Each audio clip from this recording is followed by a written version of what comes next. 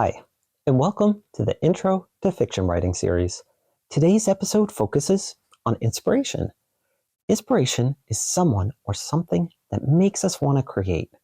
I like to think of inspiration as a pen that we can use to help tell our stories. And just like pen has 3 letters, I'm going to talk about 3 story elements that are related to inspiration. P stands for the point or purpose of your story. E stands for the excitement and energy that's moving you to write. N stands for the nitty-gritty details that bring your story to life. All these things can inspire us to write. Let's talk about how. We begin with the point of your story. What are you hoping to say? Why are you writing it? If you're writing a comedy, the point might be to make the reader laugh. If you're writing about friendship, the point might be to share what you've learned about being a good friend or a bad one. If you're going through a tough time, the point might be to explore different ways for your character to overcome that situation so you can feel like you can overcome it too. Having a point helps you focus on what's important to you. It also helps you connect with your readers. People like to know what happens, but they also like to know why. So knowing why you want to tell a story can help you tell the story that you want to tell. Also remember that the point is very different than the plot. Plot is what happens. The point is why it matters. I'll give you an example. Let's say you write a story about getting hit in the face with a pie. That story is going to be very different based on the potential points I discussed a few moments ago. In a comedy, the pie in the face is meant to make us laugh. In a story about friendship, the pie in the face might be a consequence for being a bad friend. In a story about going through a tough time, your main character might have been the one who was hit with the pie, and they're working through their feelings of embarrassment and shame about it. The event is the same, but the meaning is different based on the story you want to tell. I'm going to give you another example from a story I was working on last year. I wanted to write a Christmas story featuring a kid who brought a snowman to life, kind of like in a certain popular Christmas song. But the point I wanted to make was that you don't need magic to make friends like a magic snowman. You've got magic to make real life friends inside you already. So my story has some similar elements to the song, but the theme is different, and so are the outcomes. If my story bringing the snowman to life is a disaster, and it takes friendship with another neighborhood kid to set things right again. Now let's move on to excitement and energy. Excitement is what most people think about when they think about inspiration. It's that light bulb telling the world you have a great idea. It's really helpful to write about things that excite you because that helps get your readers excited too. Think about when your friends tell you stories. When they're excited about the things they share, chances are you're probably going to get excited too. Does that mean you only have to write about things that make you happy? Nope. You can write about anything that gets you thinking. It could be something you're curious about, something that makes you frustrated, something you're scared of.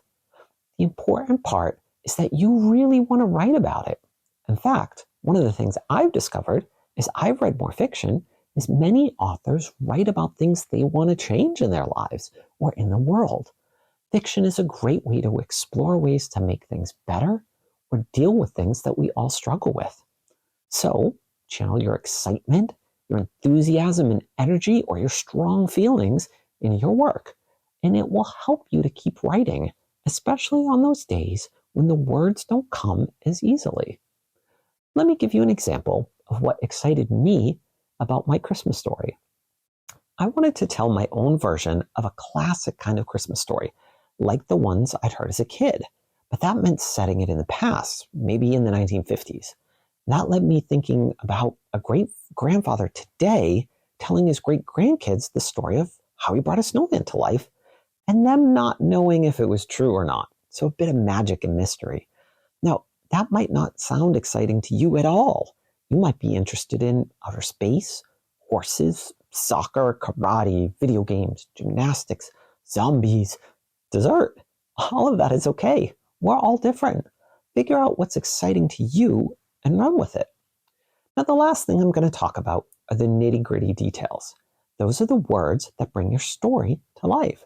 They're super important, and you can use your own life and experiences to make your stories feel more real. Details can also be a little tricky, but we'll talk about that in a moment.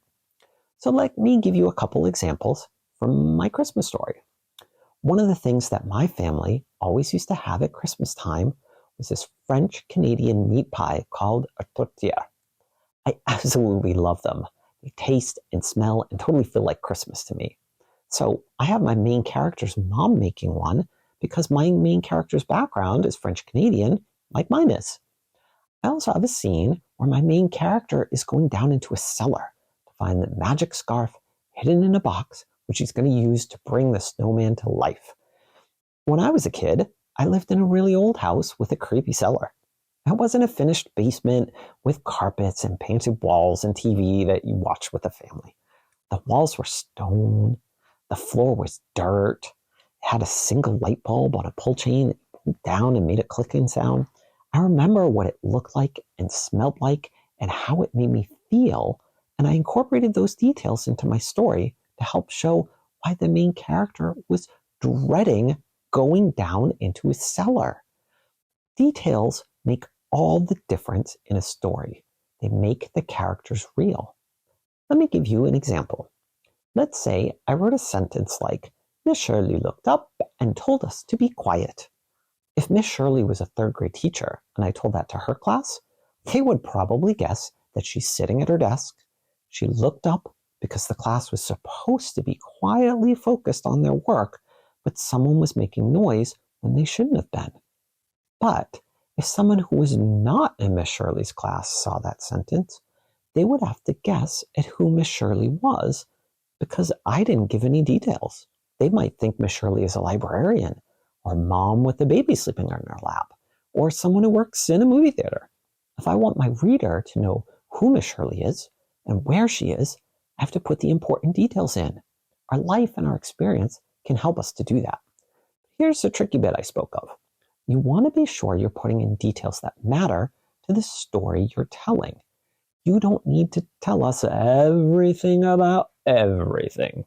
For example, if I have a story about a student visiting a library and tell you every single book there is in that library, I'm going to have a lot of words, but I'm not going to have much of a story because it's all description. Nothing has happened. So what details might you want to include? Maybe something about the student's personality. For example, the story could be very different based on whether the main character is a shy bookworm who loves to read or an outgoing jock who hates to read. You might also want to tell us things about what grade the student is in, because the student in 5th grade is probably going to face some different challenges than someone who is in kindergarten. Do we need to know everything about our main character? Probably not. Might be good for you to know it and jot it down for your notes, but you might not put all the details in the story itself because they don't move the story along. For example, if hair has nothing to do with your story, then it's not an important detail. But if you're writing about a girl named Anne, who's the only student in her class with red hair, and she doesn't like getting teased about it, then it might be a great detail to include. Here's another example. If I'm writing a story about a kid who gets a dog, it's important to know what kind of dog it is because that forms a picture in our minds and really impacts the story. Is it a big dog like a Great Dane? A small dog like a Chihuahua? Does it drool a lot? Is it smelly? Different types of dogs can make a very different story. Imagine what kind of story you could tell about a big dog that lived in a small apartment and only had a tiny yard to play in or no yard at all. That would be quite a challenge for a kid and their family. But if you're writing a story about a character who has a dog, but the dog doesn't impact the story in any way and doesn't even show up, probably don't want to focus on those details. Focus on the details that are important to that story. One last thing to note about the nitty-gritty details. Don't limit yourself to things that you can see. A number of you watching are going to have access to one or more of the other senses, like smell, touch, taste, and sound. You use your senses to experience the world, so don't be afraid to use them in your fiction. And if you have to use your imagination to create something new, you can still base it on things you've seen and experienced before. You can take what you know about what animals feel and sound like when you're writing about imaginary animals or monsters. You can take what you know about how things smell and taste when you're writing about imaginary foods. Mix and match details from your life to make your fiction seem more real too. In conclusion, we all have many things that inspire us to write, and we can use those elements like a pen to craft our stories. Focus your work by knowing what the point of your story is. Get your readers excited by sharing the excitement you have about what you're writing about. And help your readers to experience the world of your story by adding nitty-gritty details from your life. That's it for me this time around. Wishing you all the best for finding the inspiration to create the stories that you want to tell. And if you found this video helpful, give it a like and subscribe. You can also let me know if there are other topics you'd like me to cover by leaving a note in the comments. Until next time, happy writing.